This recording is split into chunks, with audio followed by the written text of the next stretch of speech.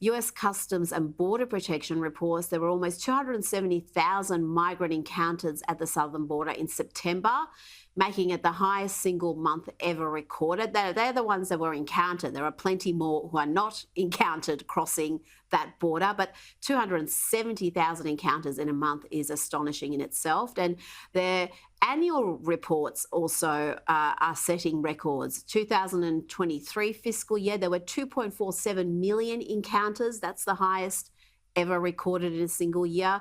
In fact, the Biden administration has now set the all-time record for migrant encounters at the southern border. These are illegal entries for the last 3 years in a row. So 2021, there were 1.7 million, 2022, close to 2.4 million. And this year, this financial year, we've seen 2.5 million, close to 2.5 million. Josh, these numbers are out of control. And we're talking about the entire population of somewhere like Pittsburgh crossing illegally every single month.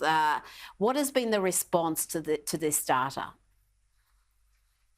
Well, it's absolutely out of control. I mean, you are totally correct, of course, to phrase it that way. By the way, going back to that final tweet of the Fox reporter Bill Malugin that we just showed the audience here, you saw the marked contrast from that to the final year of Trump's presidency, which was about 500,000. I mean, talk about night and day here. Yes. But, you know, we're also talking about a time of an emboldened global jihad right now. We're talking about a time when jihadists, frankly, are marching openly in the streets in the United States of Chicago, Washington, D.C. They're marching openly in the streets of Europe, whether it's London, Brussels, Paris, you name it. They're right there, of course, in Australia. I saw that appalling footage of the folks going to the Sydney Opera House chanting to gas the Jews. So we're dealing with a time where I think radical Muslims all across the world are, frankly, more emboldened than they have been since ISIS had its so-called caliphate itself in Iraq and Syria. And that I say all that because that contextualizes just how important it is now of all times for the United States to control its extraordinarily porous southern border. In fact, I saw a number, I think it was a day or two ago. I think the number of people who were caught at that border who were on the U.S. terror watch list last year was about 160 or so. And if that's the number that they caught, wow, who knows how many let in? I mean, if they caught 160 to 165, maybe there are 100, maybe there are even thousands inside the United States interior right now. Who knows? There could be Hamas, Hezbollah, you know, or Iranian spy rings. Those people could be right embedded in our very communities. I mean, who knows what they're planning here if they were able to successfully plan what they did in Gaza two and a half weeks ago or so. So the situation from a security perspective is just absolutely atrocious. Unfortunately, I don't see a ton of signs of this administration starting to get it together. Yes, there was some chatter a couple weeks ago about Joe Biden and Secretary Mayorkas, his ham-fisted Secretary of Homeland Security. There was some chatter about them finally starting to build some segments of a border wall.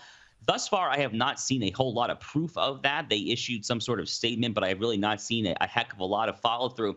Look, Rita, ultimately, when it gets to the issue of illegal immigration, it is such a straightforward issue, which is one of the reasons why I find this so immensely frustrating. People respond to incentives.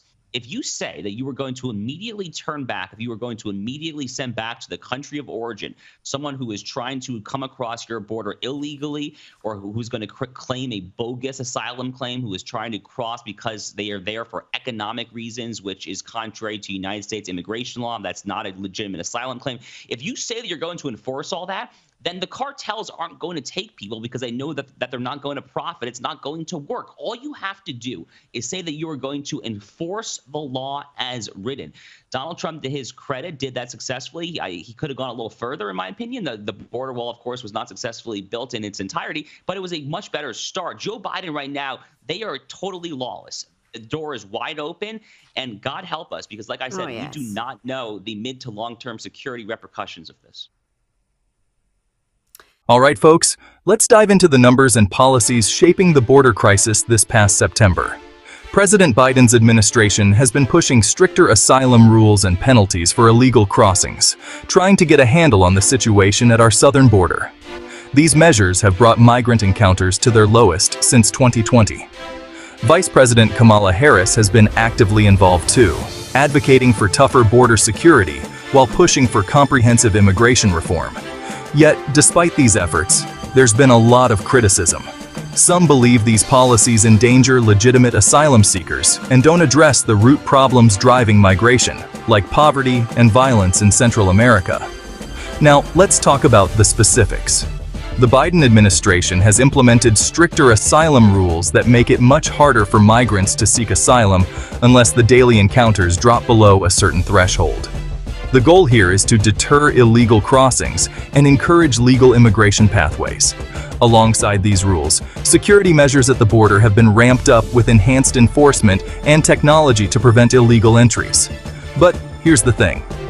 While some argue these measures are necessary to protect national security and deter illegal immigration, others say they're too harsh and undermine America's commitment to providing refuge for those fleeing persecution. This debate is a huge political issue in the United States, and finding common ground is proving to be a real challenge. Let's focus on the reality of illegal immigration. Despite recent declines, migrant encounters at the US-Mexico border have been a significant concern, with millions of encounters recorded since President Biden took office. The use of Title 42, a public health measure, has allowed for the expulsion of migrants, but its effectiveness has been a hot topic of debate. Most migrants come from Central American countries, driven by poverty, violence, and the hope for a better life. But the journey to the US border is dangerous, with risks of exploitation by smugglers and perilous conditions. This influx has strained resources and communities along the border, underscoring the need for comprehensive immigration reform and humanitarian assistance.